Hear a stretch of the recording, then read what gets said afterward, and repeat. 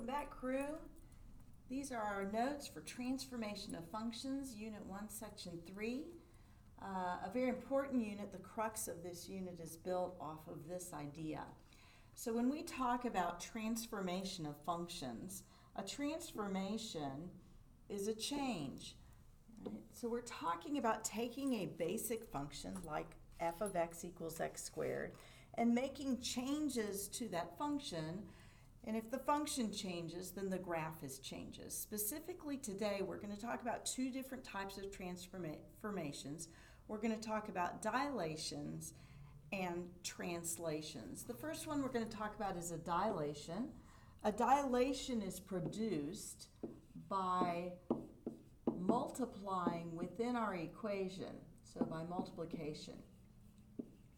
And when we're multiplying either our function itself or our input of our function, so there's multiplication on x, we produce a dilation by a factor of.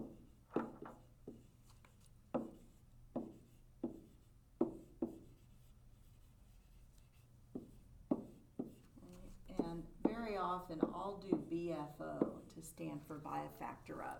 So here's an example. I have a graph of f of x. So this is f of x, and it is defined as the square root of, I think this is 4 minus x squared. And you can see that this graph of f of x is a semicircle, right, that has a radius of 2. So you've got a radius of 2 for that semicircle. This is a transformation. So this is a graph of g of x, and it actually has the equation of 2 times the square root of 4 minus x squared. And you can see that what's happened here is that g is stretched out vertically, right? And instead of reaching a height of 2, it's reaching a height of 4. This is a dilation in the y direction, or a vertical dilation. Right? Y's change vertically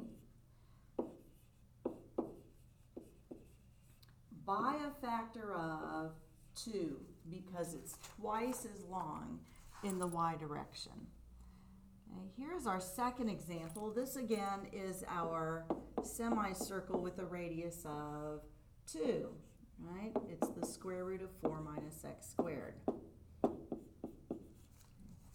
This is our g of x. Actually, let's call it something different. Let's call it h of x. And its equation is a little bit different. But you can see, I won't worry about the equation right now, but you can see that this graph is stretched out horizontally. So it still only reaches a height of 2, but it goes as wide as 4 in both directions. So this is also a dilation. This is a dilation in the x direction, or a horizontal dilation,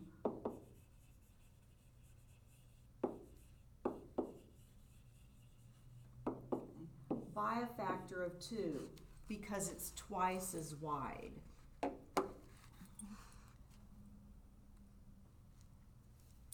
So let's talk about that. So this is what we need to know. If g of x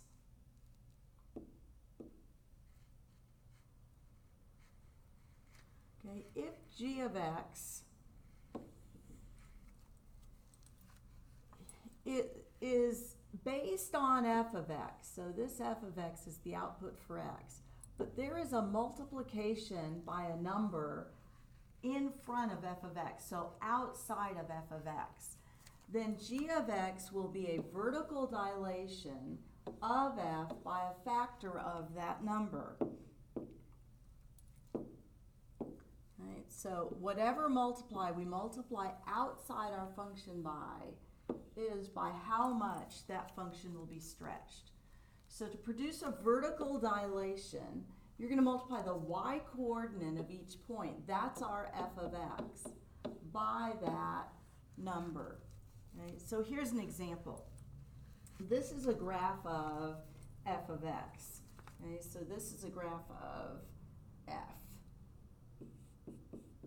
Okay, and I'm going to trace over this in red.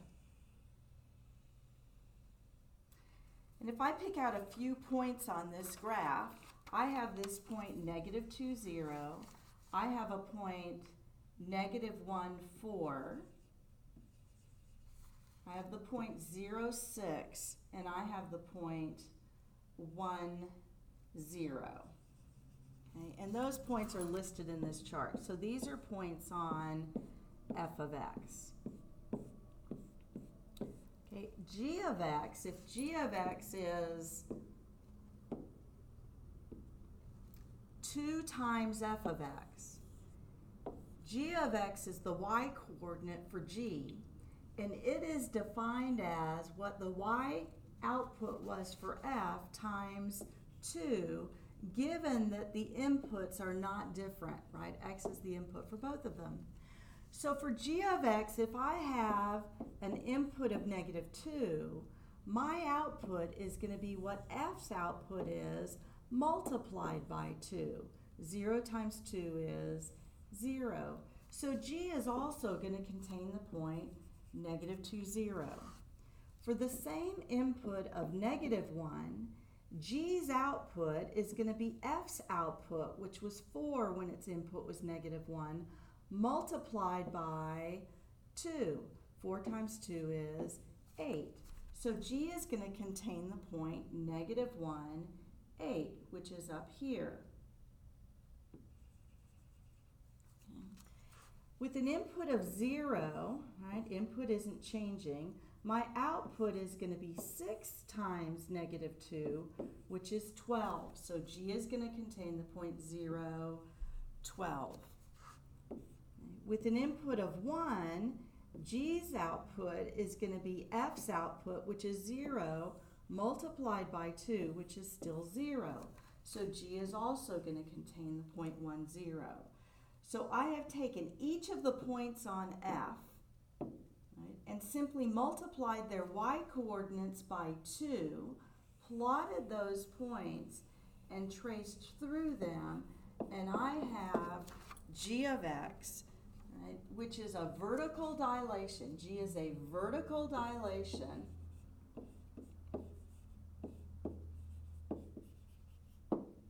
by a factor of 2.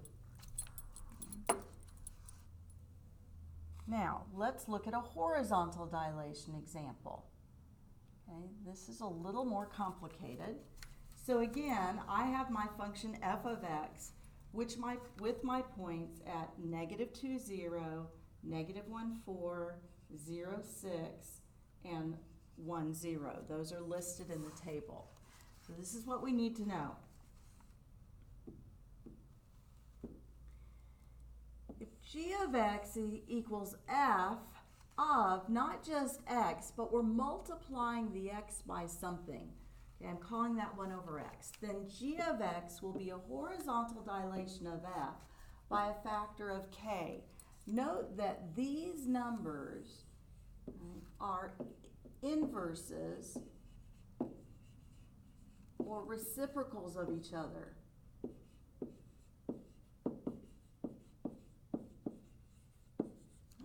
So if, for example, I have f of 1/3 x, then g of x would be a horizontal dilation by a factor of the reciprocal of 1/3, which is 3. If I had, if g of x was, say, f of 5x, then that would produce a horizontal dilation by the reciprocal of 5, which is 1/5. Okay, so the effect would be that this 3 would cause my graph to be 3 times as wide. This 1/5 would cause my graph to be 1/5 as wide. Okay, Okay, so it would be skinnier in the x direction. Okay, so for our notes, to produce a horizontal dilation,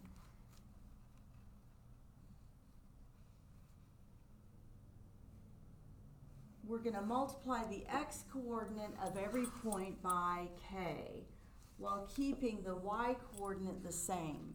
Okay? So let's look at our points here. For f of x, we have x and we have f of x. Okay, now we're going to look at, let's call this g's input, and then what g of x would equal. So for f, we have the point -2, 0. What I'm looking for g is what x I would have to put into f to make this whole thing equal to -2. Okay. Well, half of -4 is equal to -2. So if x is -4, then what's going to go into f is half of -4, which is -2. Right? And f of -2 is 0. So my x input was twice as large. My y output doesn't change. So if for x I have 1, -4, then for g I'm going to take, right, so we're multiplying my x's by 2 this time. -1 times 2 is -2. My y stays 4. For the point 0, 6, we're going to multiply that 0 by 2, which is still 0. The output doesn't change. And for 1, 0, we're going to multiply 1 by 2, which is 2, and the output is 0. So if I plot these points, I have the point -4, 0 for g, then the point -2, 4, the point 0, 6, and then the point 2, 0.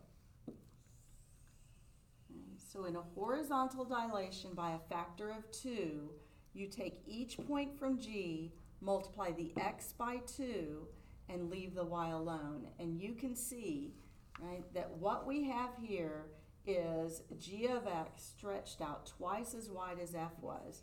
So g is a horizontal dilation by a factor of 2. Okay. Dilations are stretches in either the vertical or the horizontal direction. Vertical, if we multiply outside our function, multiply the whole function by a number. Horizontal, if we multiply inside. Okay, let's look at another example at how we're going to do that. So what we have here is we have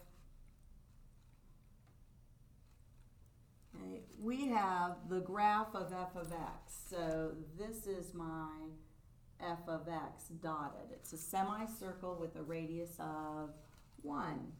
And then I have a graph of g of x.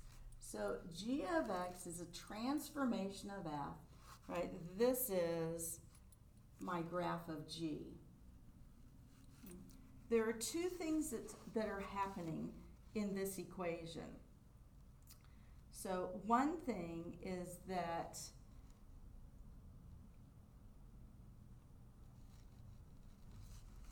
we are multiplying the x inside by 1/5. Okay, that's going, right, what's inside multiplication is going to produce a horizontal dilation by a factor of the reciprocal of 1/5, which is 5. The second thing that's happening is that we are multiplying outside by 3.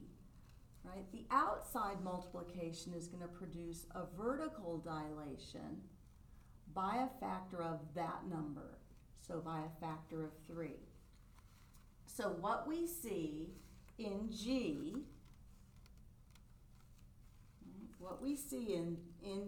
this graph right here, is that it is 5 times as wide as f and 3 times as tall. Okay, we're gonna confirm this with our calculator. So in order to do that, and I'll attach a separate video, you're going to enter 3 equations in your calculator. Okay, for f of x, you're going to go into your equation editor, and as y1, you're going to type in these keys. Okay? You're going to type in what f of x equals, which is going to be the square root, and then in open parentheses, 1 minus x squared, close parentheses. Okay? You're going to graph that in a window that matches the window here. Right? So if we look at this, we have an x min of -10, an x max of 10, and then it looks like a y min of about -4, and a y max of 8. So making those adjustments in your window and graphing, you should see this. Now since this is dotted, we can make a change on our calculator, and you can go into your calculator, and if you go to the left of where y1 is in your equation editor, you should be able to press enter until the symbol just to the left of y1 is dashed. Okay, so if you graph, you should see that dotted line. Okay, now we're going to do A and B. So let's do A. Okay, so for A, we're going to go by direct substitution into the equation. So what that means is this. Okay, I'm going to use my function notation, and in y2, okay, I'm going to type what I have here, except I'm going to replace the f with my f function using 1/5 as my input for x in f. Okay? So y2 is going to be my 3 times what f says to do, which is to take the square root, open parentheses, of 1 minus my input, right? My input is 1/5 x, so 1/5 x, and then we'll square that. Now let's graph that with a regular line. So there probably will be no need to change that. Okay? So hopefully when you graph that, you're seeing this graph in addition to the dotted f of x. Okay, for B,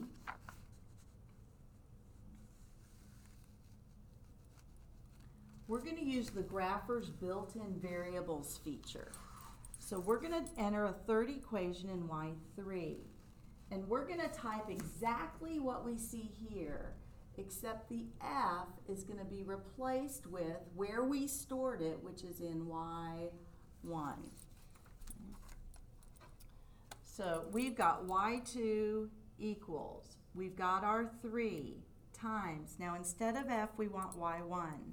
To access y1, okay, you're going to hit your vars button, okay, and on my calculator, vars is 3 keys above the 9 key.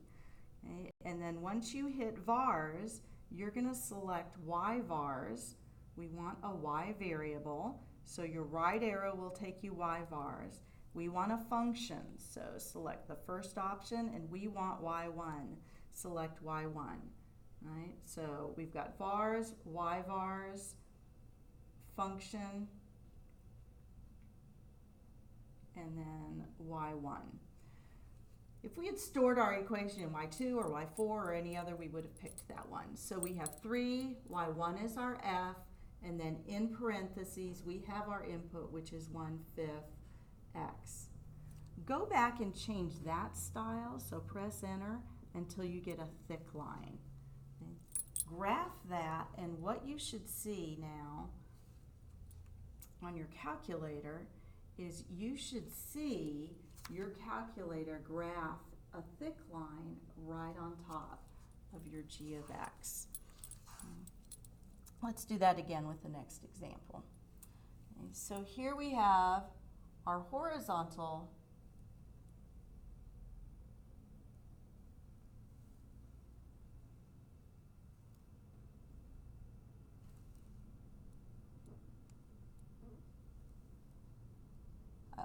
sorry, we're going to talk about translations.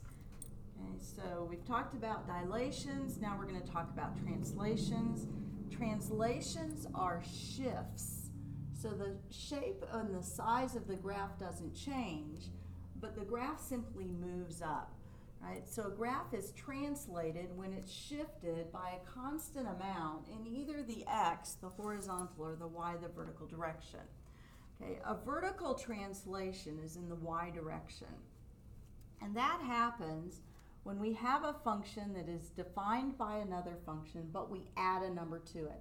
Remember that f of x stands for y, so if we add a number to y, then the y is going to change, which means the vertical placement is going to change. And if we add k outside, then that's the number that the graph will shift by. Okay, so if we go to our example, right, again, we had our function for f of x, right, which was here. This is our f.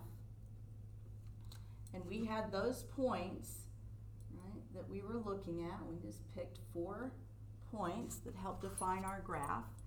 And we had the point -2, 0. Because g of x is f of x plus 2 and f is our y, for g, our y's will be, our outputs will be the output for f plus 2. So g's inputs are going to be the same, -2, -1, 0, and 1. Okay, so no change to the x's. But the outputs are going to be what f's were, plus 2. So 0 plus 2 is 2. 4 plus 2, 6.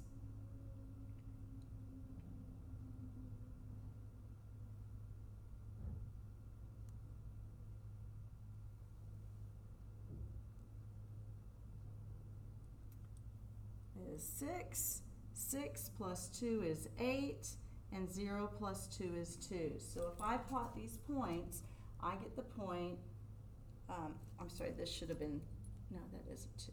So -2, and now we go up to 2, -1, and we go up to 6, 0, and we go up now to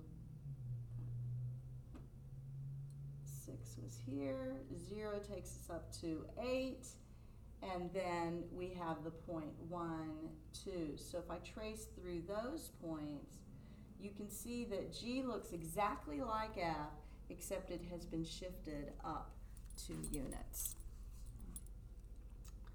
Let's look at our horizontal translations. Horizontal translations are in the x direction, and they happen when a number is added or subtracted to x inside of our function.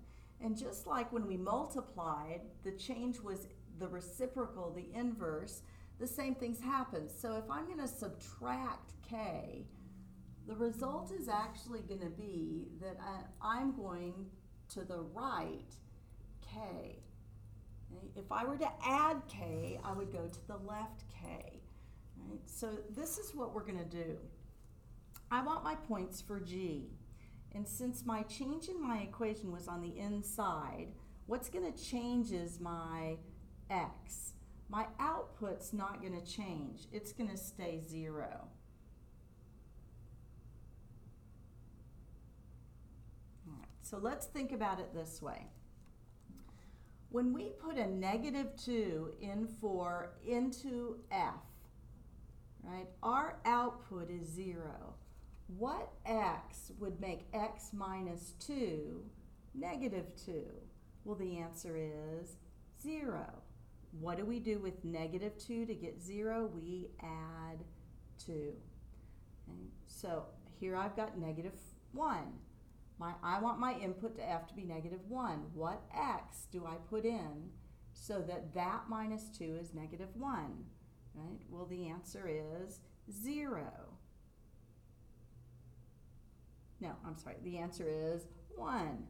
Right? Well, if I take -1 and I add 2, I get 1. My output now is the same as it was for f.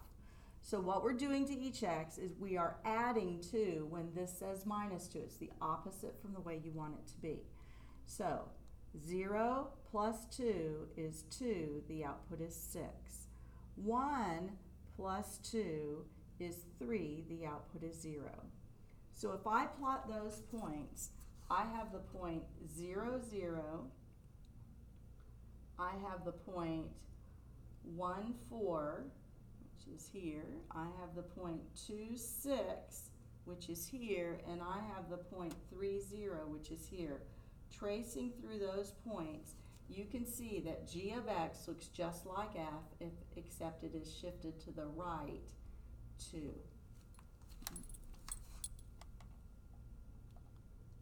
So if we go back to our calculator, f of x is this, and this is our g. We have subtracted 4, that's going to produce a horizontal shift or translation right 4.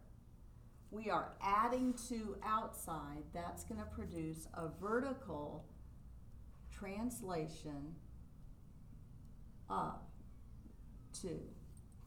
So in our calculator for y1, right, with a dotted line, we're going to enter the square root of 1 minus x squared. It's probably already entered. For y2, we're going to enter 2 plus, right, for f, we're going to use the f function, which is the square root of 1 minus, and then for x, we're going to put in our input for f, which is x minus 4, and that gets squared. And we're going to graph that normal. That's our A, right? For B, let me stop. So when we graph that, we should see this. Okay. For B, we're going to put in, we're going to use our y1 for f, so we're going to put 2 plus y1, right? And remember that's vars, y variables,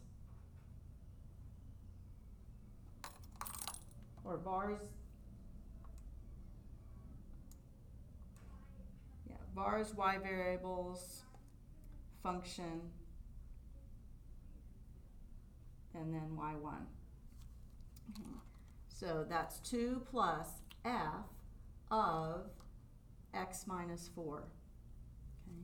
Set that up to be thick, and if that's thick, then you should see, right, your graph or your calculator graph right on top, just confirming that that's true.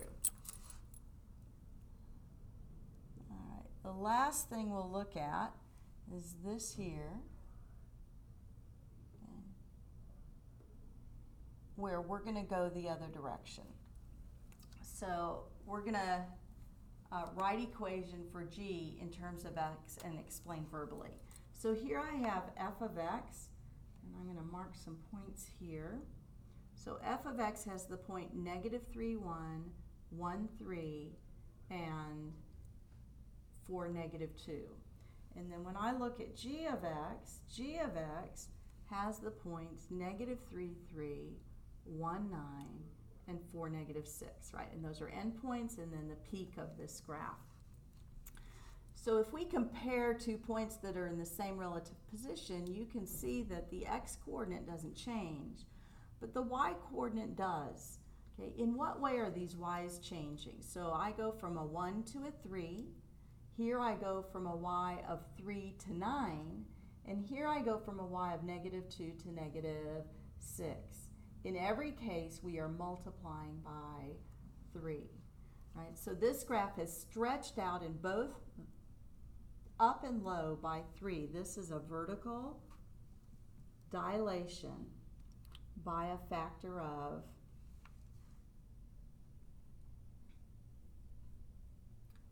3. So g of x will equal what f of x is. There's not a change to x because the change is vertical, and the dilation is caused by multiplication, so it will be 3 times f of x. In this second example, we have our same original points. This time for g of x, our second function, we have the points -3, 7, 1, 9, and 4, 4. So if we compare, you can see that the x's are not changing, but the y's are. So I'm going from a y of 1 to a y of 7 for the left endpoint. For this peak point, I'm going from a y of 3 to a y of 9. And at these endpoints, I'm going from a y of -2 to a y of 4. What do I do in every case to get from 1 to 7, from 3 to 9, and from 2 to 4? Well, we add 6. Our graph is exactly the same shape and size. It is just moved up 6. This is a horizontal translation up 6. And my equation for g of x is what f of x was, right? All those y's, except we are adding 6. So we've added 6 outside. I'm sorry, this is not horizontal, this is vertical. Okay. Last example here, we have our points -3, 1, 1, 3, -4, 2, and then our new points are -6, -6, 2, -4, and 8, 9. 8, -9. So if we can see that there are changes both in the horizontal direction here, right, there are also changes in the vertical direction. And our new graph is not simply the same size and shape, but it has moved. So we probably have both a dilation and a translation going on. Okay, let's start by looking at what's happening horizontally. So we were at -3 and now we're at -6. We were at 1 and now we're at -2. We were at -4 and now we're at 8. What is it we can do with -3 to get -6? That if we do it to 1, we get -2. If we do it to -4, right, if we do it to -4, we get, I'm sorry, to +4, we get 8. Okay? Well, all of those are multiplied by 2. So we have a horizontal dilation by a factor of 2. So let's kind of take that out and let's look at what's happening vertically. If we look at the y coordinates here, we had a y of 1 and now we have a y of -6, a y of 3, and then a y of -4, a y of -2, and then a y of -9. So what is it we do with every y from F to get the y from G, right? Well, 1 minus 7 is -6, -3 or 3 minus 7 is -4, -2 minus 7 is -9. So we're subtracting 7. This is a vertical translation down 7. And our g of x would be what f is, right? But my x, if I have a horizontal dilation by a factor of 2, then I'm going to multiply x by 1/2. And then if I go down 7, I'm going to subtract 7. So that's a lot. But that's where we are. And you're going to practice that in class tomorrow. And we will work on that until we get it. So thank you for your attention. I know this was long, but I think it'll be worthwhile in the end.